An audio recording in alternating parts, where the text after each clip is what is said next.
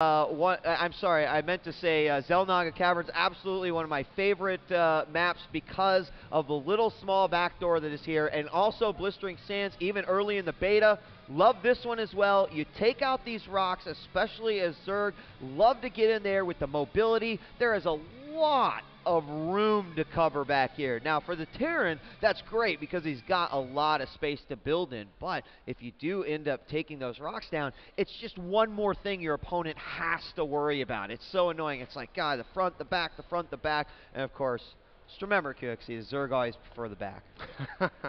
So we do have Sin spawning as the blue Zerg here at the 7 o'clock position, and QXC, the red Terran, at the 1 o'clock position, throwing down. He's going to wall off, obviously, at this ramp.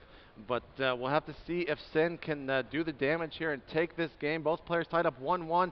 Sin taking that last match, epic match on Lost Temple. Epic. Yeah, definitely. Nothing short of epic, basically. Definitely going to watch that. And of course, those with the MLG HD pass, they're using the DVR function to watch that match again. And then they'll be able to pick this one up when it's on, because that was an awesome matchup and certainly worthy of a lot of praise here as one of the best games we've seen so far at the MLG 2010 National Championships. Happy to be here with the entire casting team. I'm DJ Wheat, this is JP, and we've also got Day 9 joining us as well. Thanks for joining in, and here we go, map 3, and crucial matchup. You know, JP, regardless of who wins, who loses, this is kind of an upset to see one of these players drop down the losers bracket, the lower bracket, but that's just how, you know, the tournament has to progress. Yeah, Sin came in here as the unseeded player, but, I mean, looking at Sin's history, he is nothing short of an amazing player. But QXC coming in pretty highly seeded in this tournament, as he has been to the past 2 MLGs. Tech Lab coming down for QXC. No expansion right now for Sin. There was an SCV earlier on, but I don't even think he tried for it. Drone going out right now. He is currently sitting at 300 minerals. He's going to go ahead and drop that hatch here in just a couple of seconds. Sin getting that queen as soon as that spawning pool finished, and no gas right now.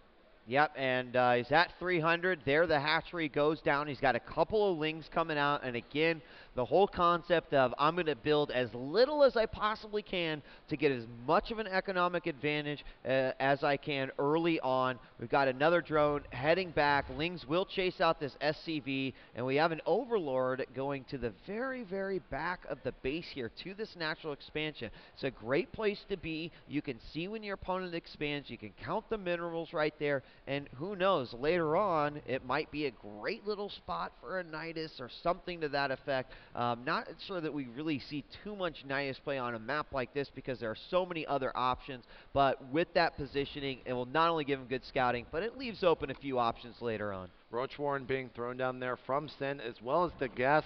There is a lone Reaper out on the map right now. Looks like that Ling was doing a little bit of damage onto that SCV, but the Reaper, in case you forgot, it does exist in this game. Yep. As you haven't seen it really too much from the patch, but Reaper and SCV hand in hand will be trying to put on some pressure here. Hatchery is about to finish. Might see a bunker thrown down. Not really sure what the SCV will be doing right now. Yeah, I think that's exactly what he wants to do. The Queen is trying to come down as quickly as possible. He'll get this early Zergling off, and this is going to be a force to make units right there. Queen's going to go after that SCV. Should have pulled away, but that's okay. Doing some distracting, forcing Sen to make some additional roaches that maybe he doesn't want to make. And if he's good enough here, he might be able to take out this Queen here, which would be a huge, huge disadvantage. But he's going to back off, and look at that roach popping just at the perfect time. I think that if QXC would have gotten that Queen, that would have completely changed the pace of the game. Yeah, if he would have gotten there a little bit earlier, but there are long walking distances on this map. QXC going for the 1 racks fast expand, putting pressure on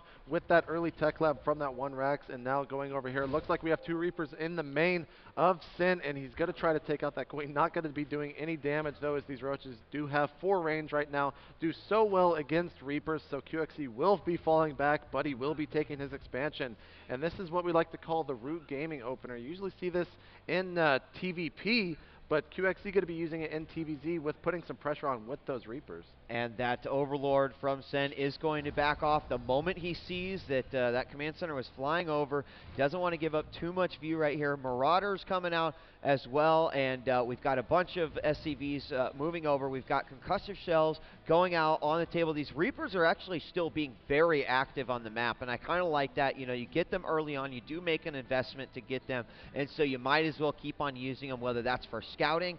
We do have the now famous scouting Roach, which apparently is just becoming the big thing. Like as mentioned, he'll meet up with these Marauders and unfortunately not return back to the base with much intel. We got one Roach at the back door of Sen as well, just to make sure no one is going to take out those rocks. And again, these Reapers just continuing to do scouting, do a little bit of damage where they can, ultimately just try to gather as much information as possible. And there they go, trying to sneak into the natural of Sen, see that Roach and instantly run away, so they're going to try the back door. Oh no, they're going to actually start taking out these destructible rocks. Reapers do so much damage to armored units or structures, but there goes the Roach going ahead and chasing those Reapers away. But here comes a handful of Marauders. They do have the concussive shells, so that Roach will fall. He's going to go for the back door here. You could not be more excited. Exactly. All these Marauders, they actually could take that out very quickly, but he's going to just pull back. He doesn't want to commit to this, and that's a smart move. He wouldn't want to get sandwiched here by this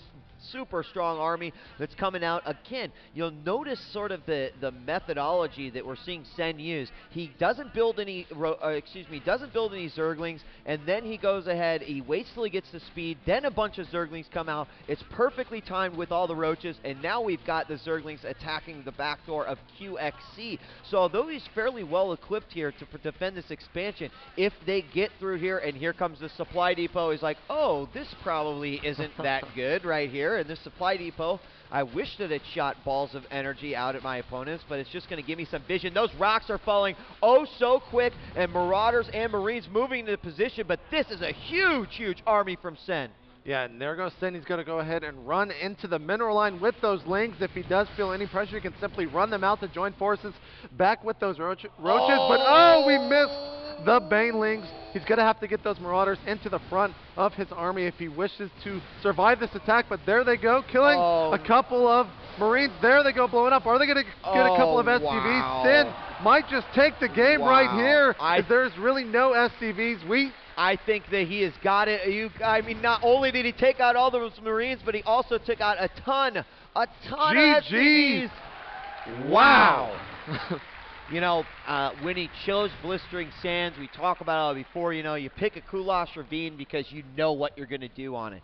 Blistering Sands, you know, that's a similar kind of map. QXC, unfortunately, a fan favorite, dropped down to the lower bracket in an amazing 2-1 matchup where FnaticSen will actually be moving on, and now it's a big moment of truth for QXC. He's got to keep that momentum going. I hope that he looks at that game and say, I still played an amazing set. You know, I did unfortunately lose the series, but look at the games I played. I can do very well against a large caliber of players, and the pool here is just so amazing. You've got to kind of expect some players going to be dropped down that lower bracket. Now they got to fight for their lives. Yeah, so Sen will be moving on to winners round 4. He's got to be feeling great. We saw him shake and go and bow to QXC. Very well-mannered player. QXC obviously not a bad-mannered player whatsoever, so obviously took the handshake and the bow. So he's going to be dropping to the lower bracket. And as you have mentioned before, winners round 3 only right now. We still got, what time is it, 3 o'clock right now? We've got about, what, 8 hours left? Actually, I think that's an hour ahead. Oh, so. Yeah, I made that mistake last night. Wow. Yeah. So about 9 hours left of casting today? A lot of StarCraft 2 games. If this is any indication of what we're going to be seeing here, I think that we are in for a heck of a time here for day 2 of MLG 2010. Is the National Championships here. Big round of applause to Sen for taking that one, but both those players deserve cheers simply due to the amazingness, the awesomeness that was game 2. Yes, that was some pretty crazy stuff. We are going to give our voices a little bit of a break, and we'll be back here with more action from the National Championships in Dallas, Texas. We'll see you guys soon.